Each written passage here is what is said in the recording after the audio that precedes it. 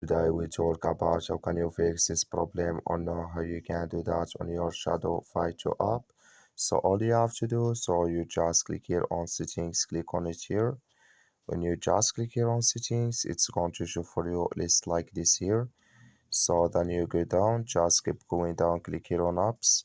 Then you come to apps list here, and there you're looking for Shadowfly 2 app, or just click on search. Then here at Shadowfly 2 app, it's going to show for you like this. Click on it.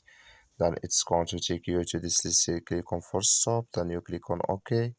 So then you go down, just click here on storage. Come to storage list here, just click here on clear cache. Then all you have to do, so you just go to Play Store, click on it here.